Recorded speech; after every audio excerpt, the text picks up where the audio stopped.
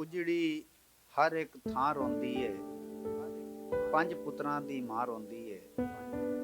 ਵੈਰੀਆਂ ਇਹਦੀ ਜਿਬ ਵੱਢ ਲਈਏ, ਜੱਲੀ ਨਹੀਂ ਏ ਤਾਂ ਰੋਂਦੀ ਏ। ਆਪਣੀ ਮਾਂ ਬੋਲੀ ਲੂਡੀ ਲਾਡੀ ਤੇ ਸੋਹਣੀ ਜ਼ੁਬਾਨ ਪੰਜਾਬੀ ਦੀ ਸੁਣਾਣ ਸਲਾਮਤ ਰੱਖਣ ਵਾਸਤੇ ਅਸੀਂ ਹਾਜ਼ਰ ਹੁੰਦੇ ਹਾਂ ਹਰ ਹਫਤੇ ਤੁਹਾਡੇ ਆਪਣੇ ਚੈਨਲ ਆਪ ਕੀ ਨਿਊਜ਼ ਤੇ ਅਦਬੀ ਸੰਗਤ ਦੇ ਨਾਲ। अस्सलाम वालेकुम नाज़रीन, मैं तुहाडा अपना मेज़बान डॉक्टर मुहम्मद नवाज आकाश आपकी न्यूज़ तो तुहाडा पसंदीदा प्रोग्राम अदबी संगत लैके हर हफ्ते हाज़र होना और हर हफ्ते असी एक शायर नूं तुहाडे सामने लैके आने अपनी ज़बान की पहचान करावन वास्ते, पंजाबी ज़बान की पहचान करावन वास्ते। पिछली दफ़ा साडे नाल हैं खादिम हुसैन सूहिया साहब, उसे सिलसिले नूं बरकरार रखते हुए अज साडे नाल एक नौजवान शायर जिहड़ा मिजाज लिखदे न, साडे इलाके दे बड़े चमकदे हुए शायर हैं उमर दराज वसीर साहब। उन्हां नाल मुलाकात करावन तो पहले एक नज़म तुहाडी नज़र करसां कि हीणियां नाल कुराड़ नहीं चंगी, हीणियां नाल कुराड़ नहीं चंगी, आकड़ वांग पहाड़ नहीं चंगी। दिल बंदे दा शीशे वांगे, शीशे विच दराड़ नहीं चंगी। नीतां वांग बहारां होवण, नीतां वांग बहारां होवण, गुलशन विच उजाड़ नहीं चंगी। और शर्म हया दी वाई नूं खादिम खावे जेड़ी वाड़ नहीं चंगी। जनाब बिला ताखीर तुहाडा तारफ कराने साडे बड़े होनहार शायर हैं, नौजवान शायर हैं उमर दराज वसीर साहब। अस्सलाम वालेकुम उमर दराज। वालेकुम अस्सलाम। हाँ जी उमर दराज, की हाल है? खैरियत है? अल्हम्दुलिल्लाह जी। अच्छा माशाल्लाह। नाजरीन तुहानू वेख रहे ने ये कितने अरसे तू कदों तू तुहानू शायरी दा शौक होया? ये जी मैनू 2008 तो शायरी दा शौक है। अच्छा अच्छा अच्छा, माशाल्लाह माशाल्लाह। 2008 तो लिख दे जी 2008 तो। चलो जी माशाल्लाह। ते केड़े उस्ताद ने? ये जी मेरे उस्ताद मोहतरम जी, दुआ चाहिए। अच्छा अल्लाह ताला मेरे उस्ताद हैं जी खादिम हुसैन सूहिया साहब। माशाल्लाह माशाल्लाह, बहुत अजीम शायर हैं जी खादिम सूहिया साहब। पिछले अदबी संगत तुहाडे नाल मुलाकात हुई उन्हां दी, उन्हां दे शागिर्द हैं जी। और उमर दराज अपना कोई कलाम नाजरीन नूं सुनाओ। जी हाँ जी बिल्कुल जी, जज़ाकल्लाह। के करो जिक्र फिकर ओ सोहणे रब दा, करो जिक्र फिकर ओ सोहणे रब दा, जिस ए कुल कायनात बनाई है। वाह वाह। पानी दे विच खलकत है ओदी, माशाल्लाह। जिस पखुआं दी जात बनाई है। क्या कहने? पानी दे विच खलकत है ओदी, जिस पखुआं दी जात बनाई है। वाह वाह। दिन सूरज रात नू चंद तारे, वाह वाह। विच पत्थरां हयात बनाई है। क्या कहने? कर शुक्र करोड़ उस खालिक दा, जिस ए कुल मखलूक सजाई। क्या कहने जी, माशाल्लाह जी। बड़ा सोहना ख्याल, बड़े सोहने लफज। अल्लाह ताला तुहानू होर फैज़ अता करे, अल्लाह ताला तुहानू होर इलम देवे जी आमीन। और ये तुसी बकायदा उस्तादां कोलों टाइम लैंदे हो या? जी उस्तादां तो बाद ते गल नहीं बनदी जी। मैं किस मौजू ते दौड़ा भी लिखा कि अल्लाह पाक दी जात चशाई देवी मेरी हरदम यार दुआ है। वाह वाह। माँ बाप नू वेख के ठरदे रहो, ए जन्नत दी यार हवा है। क्या कहने क्या कहने? अल्लाह पाक दी जात चशाई देवी वाह वाह। मेरी हरदम यार दुआ है। माँ बाप नू वेख के ठरदे रहो, ए जन्नत दी यार हवा है। वाह वाह। भावें सारी दुनिया लभदे रहो, बिना मुर्शद ना कोई राह है।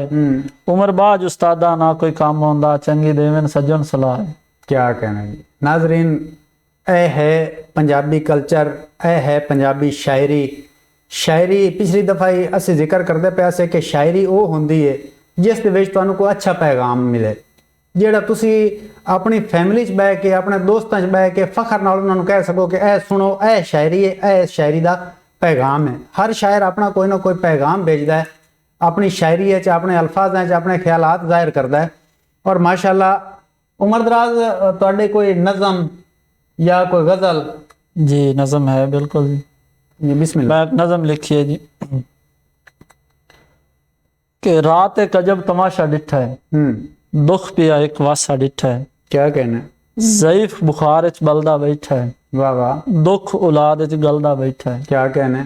डाई हावा हाल दुआइयां, ना कोई पानी ना ही दवाइयां, क्या कहने, वाह वाह वाह। पो दी रात ते ठड्डे कपड़े, हम्म, कोई ना ओदे दुख ते अपड़े। क्या कहने। 5 पुत्रां नू सोच ना आई, बाबे नू भी मौत ना आई। हाय हाय हाय, वाह दुख दी तानी तान के बैठा, अपनी आप मुकाम ते बैठा। क्या कहने जी, क्या कहने। इस तरह होया कि फजर होई तो पूछया उन्होंने की होया है बीबा तैनू। बुजुर्ग फरमा रहे हैं कि की दसा मैं यार कहानी, पुछदा कोई नहीं घारे च पानी। घारे च कला रह नहीं सकदा, दुख औलाद दे सह नहीं सकदा। क्या कहने। घारे च कला रह नहीं सकदा, दुख औलाद दे सह नहीं सकदा। वेड़े दी डरोकली गोठे च, जिंदड़ी रख के अपनी मोठे च। वाह वाह, गुजरी व्याणी सोच के बैठा, रात दुखां दी भोग के बैठा। वाह वाह, 5 पुत्र गुजरी व्याणी सोच के बैठा, वाह वाह, रात दुखां दी भोग के बैठा। बैठा। माशाल्लाह जी, बड़ी प्यारी नज़म। सर आगे 2 शेर हैं जी। बिस्मिल्लाह जी। गुजरी व्याणी सोच के बैठा, रात दुखां दी भोग के बैठा। धुप ते सड़ के छां दिती है, धरती वर्गी मां दिती है। फेर क्यों मैनू दुख देंदे ने, 5-5 दिन दी भुख देंदे ने। वाह वाह, फेर क्यों मैनू दुख देंदे ने, 5-5 दिन दी भुख देंदे ने। इन्नी जवानी वार के बैठा, आखिर सब कुछ हार के बैठा। बैठा।